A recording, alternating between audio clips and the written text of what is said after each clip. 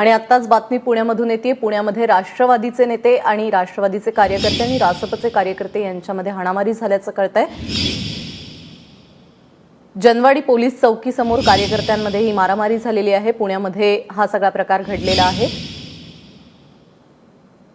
काही वेळापूर्वीच आलेली बातमी होती, आपण पाहिलेलं होतं की एका हॉस्टेलमध्ये शरद पवारांच्या फोटोवरती शाई फेकण्याचा प्रकार घडलेला होता आणि त्यानंतर आता आणखी एक बातमी।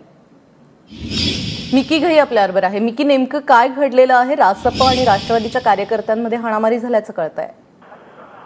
प्राजक्ता, आता काही वेळापूर्वीच पुण्यातील या ठिकाणी बारामती हॉस्टेल आहे, त्या ठिकाणी रासपाचे 5 ते 7 कार्यकर्त्यांनी आम्हाला ऍडमिशन हवंय असं म्हणून आतमध्ये आले आणि त्यानंतर ते मेसमध्ये त्या ठिकाणी गेले। त्या ठिकाणी शरद पवार, अजित पवार आणि सुप्रिया सुळेचा त्या ठिकाणी फोटो आहे, त्यावर त्यांनी साई फेकली। त्यामुळं त्या ठिकाणी असलेले सगळे मुलांनी त्याला धरून ठेवलं। त्यानंतर तातडीने त्यांनी जाऊन इथल्या जवळच जनवाडी पोलीस चौकी आहे, त्या ठिकाणी त्यांना पोलिसांना तक्रार दिली आणि त्यांना पोलिसांच्या ताब्यात सोपवलं।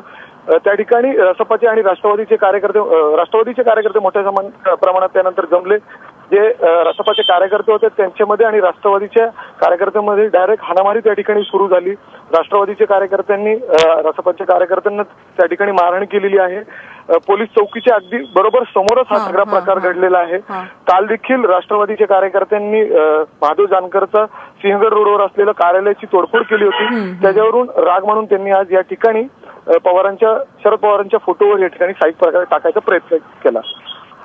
मिकी, तुर्तास धन्यवाद या सगळ्या सविस्तर माहितीबद्दल। त्यामुळे राष्ट्रवादीचे आणि रासपचे कार्यकर्ते एकमेकांच्या समोर आल्याचं चित्र आपल्याला पाहायला मिळतंय।